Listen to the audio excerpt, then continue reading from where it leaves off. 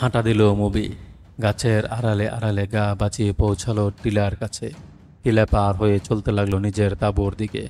তাঁবুর কাছাকাছি চলে এসেছে মুবি। দুজন লোকের অনুচ্চ কণ্ঠের আওয়াজ ভেসে এলো। থমকে দাঁড়ালো মুবি। উৎকর্ণ হয়ে তাকালো সামনে। শব্দ আসছে তাঁবুর দিক থেকে। ও তাঁবুতে নেই, হয়তো ওরা জেনে গেছে। এই জন্য ডেকে এনেছে কমান্ডার বা অন্য কাউকে। ধরা পড়লে চলবে না। ব্যবসায়ীদের সঙ্গীদের কাছে যাওয়ার সিদ্ধান্ত নিল সে। এতে অন্য মেয়েগুলো বিপদে পড়তে পারে ভেবে দাঁড়ালো আবার। কয়েক পা এগিয়ে গেল লোক দুটোর কথা শোনার জন্য। কিন্তু ও কাছে পৌঁছার আগেই কথা থামিয়ে দিয়েছে ওরা। এখন কোনো শব্দ শোনা যাচ্ছে না। এক পা দু পা করে হাঁটছে ও। হঠাৎ বায়ে শব্দ হলো। চমকে সেদিকে তাকালো মবি। গাছের একটা ছায়া ছাড়া আর কিছুই দেখা যাচ্ছে না। ও টিলার কাছে ফিরে এলো। উঠে দাঁড়ালো টিলার উপর। সাগর পাড়ের জ্যোৎস্না ধোয়া রাত। এখন ওকে দূর থেকেও দেখা যাচ্ছে। ডিউটি পরিবর্তনের সময় হয়েছে। প্রহরীদের অবস্থা দেখার জন্য বেরিয়ে গেলেন কমান্ডার। টিলার উপর একটা ছায়া দেখতে পেলেন। দাঁড়িয়ে পড়লেন কমান্ডার। ছায়াটা তার দিকে মুখ করে দাঁড়িয়ে আছে। দুহাত সামনে আসা চুল ঠিক করলো। দেহের গঠনে মেয়ে মনে হচ্ছে। কমান্ডার অপেক্ষা করছেন। জিন ভূত হলে অদৃশ্য হয়ে যাবে। কিন্তু ছায়াটা ধীরে ধীরে হাঁটতে লাগলো।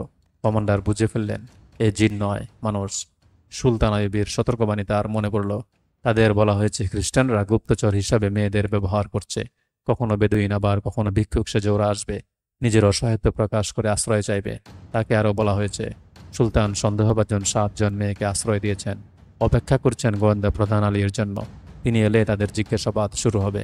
প্রহরীদের ডিউটি পরিবর্তনের সময় কমান্ডার ফখরুল মিস্ত্রি তাঁবুর পর্দা তুলে দেখলেন 7টা মেয়ে কম্বল মুড়ি দিয়ে শুয়ে আছে। কম্বল সরালে দেখা যেত সপ্তম মেয়েটা বিছানায় নেই। টিলার উপরেই যে মেয়েটা দাঁড়িয়ে আছে। কমান্ডার তা বুঝতে পারেনি।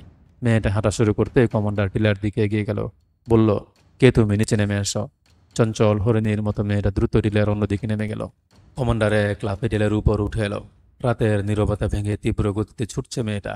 তাকে ধরার জন্য তার পিছু ছুটল কমান্ডার। দুজনের মাঝে বেশ খানিকটা দূরত্ব। দুজনেই ছুটছে তীব্র গতিতে। কিন্তু ফখরুল একজন সৈনিক। ছুটছে চিতাবাঘের ক্ষিপ্রতা নিয়ে। অসমতল মাটি, শুকনো ঝোপঝাড় আর গাছ গাছালি মারিয়ে নিশুতি রাতের মরু উদ্যানের বুকে ছুটছে দুজন। দূরত্ব কমে আসছে দুজনের মাঝে। সামনে খণ্ড খণ্ড অনেকগুলো এলো পাতারি ঝোপঝাড়। মুভি মেয়ে হলেও একজন গোয়েন্দা।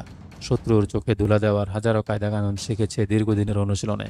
তার সে ট্রেনিং কাজে লাগানোর সময় এসেছে। দ্রুত জোপের আড়ালে আত্মগোপন করল মুভি। কমান্ডার কিছু দূরে গিয়ে দেখলো সামনে কেউ নেই। মেয়েটার পায়ের শব্দও শোনা যাচ্ছে না। দাঁড়িয়ে এদিক ওদিক তাকাতে লাগলো সে। গতি কমিয়ে দৃষ্টিভাবে এগিয়ে গেল সামনে। গাছের আড়ালে লুকিয়ে কমান্ডারকে এগিয়ে যেতে দেখলো মুভি। কমান্ডার এগিয়ে যেতেই ও আবার ছুটতে শুরু করলো। হঠাৎ পেছনে পায়ের শব্দ শুনে কমান্ডারও ছুটলো পেছনে ফিরে। আবার কোনো শব্দ নেই। অনুমান করে ছুটছে কমান্ডার। কিছুই দেখা যাচ্ছে না। পিছন থেকে আবার ভেসে এলো পদশব্দ। ঘুরে দৌড় লাগিয়ে দিল কমান্ডার। থেমে গেল পদশব্দ। লুকোচুরি খেলার ট্রেনিং ভালোই কাজে লাগাচ্ছে মুভি। এইভাবে চলল কিছুক্ষণ। মেয়েটা যেন তার সাথে কানামাছি খেলছে। হারিয়ে যাচ্ছে আবার দৌড়াচ্ছে। রোদে ফুঁসতে লাগলো কমান্ডার। ঝোপ ঝাড় আর গাছের ফাঁকে ফাঁকে এভাবে লুকোচুরি খেলতে খেলতে মাইল দুয়েক দূরে চলে এসেছে ওরা। সামনে দেখা যাচ্ছে ব্যবসায়ীদের তাঁবু। মেয়েটা তাঁবুর কাছে পৌঁছে চিৎকার করে ডাকতে লাগলো ওদের। আলো জ্বেলে তাঁবু থেকে বেরিয়ে এলো ব্যবসায়ীরা। তরবারি হাতে কমান্ডারও পৌঁছে গেল ওখানে। ব্যবসায়ীদেরকে দেখে মুসলমান মনে হচ্ছে। মেয়েটা তাদের একজনের পা জড়িয়ে ধরে আছে। আতঙ্কে বিবর্ণ চেহারা, হাঁপাচ্ছে। ও মেয়েটাকে আমার হাতে তুলে দাও, নির্দেশের ভঙ্গিতে বলল কমান্ডার। ও একা নয়, বলল এক ব্যবসায়ী। আমরা 7 জনকেই তোমাদের সুলতানের কাছে দিয়ে এসেছি। একেও নিয়ে যেতে পারো। না।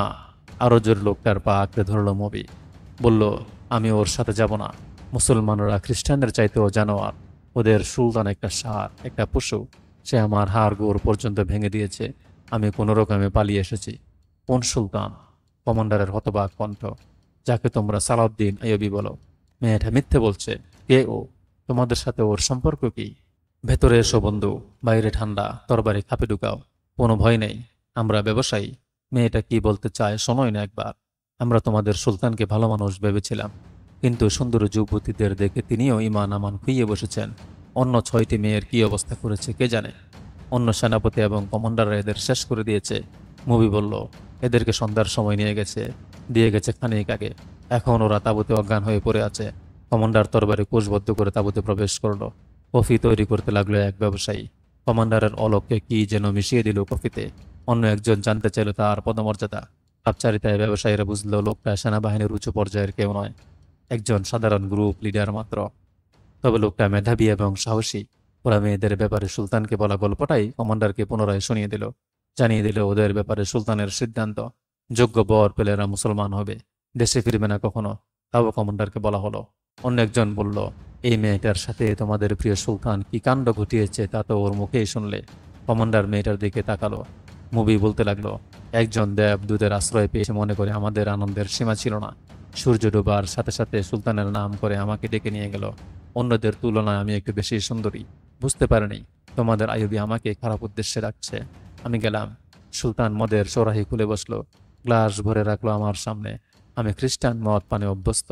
আইয়ুবী আমাকে ভোগ করতে চাইল। পুরুষ নতুন নয় আমার জন্য। আমি যাকে দেবদূত মনে করি, এই অপবিত্র দেহ থেকে তাকে দূরে রাখতে চাইলাম।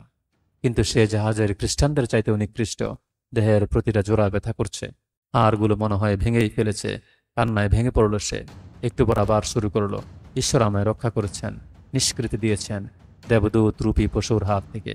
সুলতান আমাকে বলেছে অন্যান্য কমান্ডাররা বাকি মেয়েদেরকে নিয়ে আনন্দ করছে। আমি সুলতানের পা ধরে মিনতি করলাম বিয়ে করার জন্য। সুলতান বলল, বিয়ে ছাড়াই তুমি আমার হারেমে থাকবে। অত্যধিক মদ পান করায় সুলতান বেহুশ হয়ে পড়ল। এই সুযোগে আমি পালিয়ে এসেছি। বিশ্বাস না হলে তার দেহরক্ষীদের জিজ্ঞাসা করে দেখতে পারো। মুভির কথার মাঝে কফি পরিবেশন করা হলো। কফির মধ্যে হাসিস, এক ধরনের নেশাজাতীয় দ্রব্য মেশানো ছিল জানতো না কমান্ডার। কফি পান করলো কমান্ডার। হাসিসের ক্রিয়া শুরু হয়ে গেল মগজে। মেজাজের ভারসাম্য হারিয়ে অট্ট হাসি দিয়ে বলল, আমাদের জন্য নির্দেশ, মদ এবং নারী থেকে দূরে থাকো। নিজে মেয়ে মানুষ নিয়ে ফুর্তি করছে আর মদ পান করছে। আহা, হাসিসের প্রভাবে ও বুঝতেই পারল না মেয়েটা নির্জলা মিথ্যা বলছে তার সাথে। কল্পনা এখন সে নিজেই সম্রাট।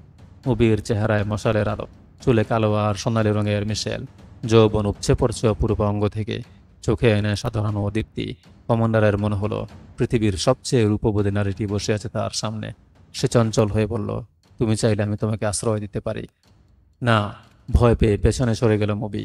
তুমিও আমার সাথে সুলতানের মতোই আচরণ করবে। তোমার তাঁবুতে নিয়ে গেলে আবার আমি আইয়ুবীর হাতে গিয়ে পড়ব। ইজ্জত রক্ষার জন্য ওদেরকে তোমাদের হাতে দেওয়া ভুল হয়ে গেছে। ভাবছি অন্য মেয়েদেরকেও কালোই গিয়ে ফেরত নিয়ে আসব, বলল এক ব্যবসায়ী। মুভির দিকে পলকহীন চোখে তাকিয়েছিল ফখরুল মিস্ত্রি। তার দেহলতা ও শরীরের প্রতিটি অঙ্গ থেকে উপচে পড়ছে যৌবন। এমন অপরূপা অঙ্গ শোভার অধিকারী সুন্দরী নারী সে জীবনেও দেখেনি। ব্যবসায়ীর কথার পরে কেউ কোনো কথা বলল না। তাঁবুতে নেমে এলো নীরবতা। চুপচাপ কেটে গেল কিছু সময়। নীরবতা ভাঙল ক্রিস্টোফার। বলল, তুমি আরবি না মিশরি? মিশরি। আমি সাধারণ একজন সৈনিক হিসাবে সেনাবাহিনীতে যোগদান করেছিলাম। যুদ্ধে বীরত্বপূর্ণ ভূমিকা রাখায় আমাকে কমান্ডার পদে প্রমোশন দেওয়া হয়েছে। সুদানি ফৌজকে দেখছি না? ওরা কি এই যুদ্ধে অংশ নেয়নি? সুদানি কোনো ফৌজ এখানে আসেনি। এই যুদ্ধে অংশ নেয়নি ওরা। কি ব্যাপার, যুদ্ধে ওরা অংশ নিল না কেন? মনে হয় সুদানিরা সালাউদ্দিন আইয়ুবীকে গ্রহণ করেননি, জবাব দিল আর এক ব্যবসায়ী। হ্যাঁ, আপনি ঠিকই ধরেছেন। সুদানিরা সালাউদ্দিন আইয়ুবীকে গ্রহণ করেনি। তাদের কমান্ডার সুলতানকে মিশর ছেড়ে চলে যেতে বলেছেন, কারণ তিনি মিশরের নন, একজন বিদেশী। এই জন্য আইয়ুবী মিশরীয়দের দিয়ে নতুন ফৌজ গঠন করেছেন। ওরাই এই যুদ্ধে অংশ নিয়েছে। গল্প জমে উঠেছে, যেন ফৌজ গল্প করছে সবাই। এইভাবেই একজন জানতে চাইল, যুদ্ধে তো তোমরা জিতেছ, গনিমতের মাল কি কি পেলে? গনিমতের মাল কি আর গরিবের ভাগ্যে জুটে? টিপ্পনি কাটল অন্যজন। গনিমতের মালের খবর জানি না, এখনো ভাগ বন্টন হয়নি বোধ হয়, বলল কমান্ডার। তা জানবে কেমন করে? তোমাদের সুলতান তোমাদেরকে মদ ও নারী থেকে দূরে থাকতে উপদেশ দেন, অথচ নিজেই ভোগ বিলাসে মত্ত থাকেন। যুদ্ধলব্ধ সম্পদের খবর তোমরা যারা যুদ্ধ করেছ তারা জানো না, অথচ ব্যবসায়ী হিসেবে আমরা জানি। খ্রিস্টান জাহাজ থেকে রেল সম্পদ পাওয়া গেছে। অসংখ্য উট বোঝাই করে এসব মাল কায়রো পাঠানো হয়েছে রাতের আধারে। কায়রো থেকে সেই সব চলে যাবে দামেস্ক এবং বাগদাদে। সুদানি ফৌজকে সুলতান দাসে পরিণত করতে চাইছেন।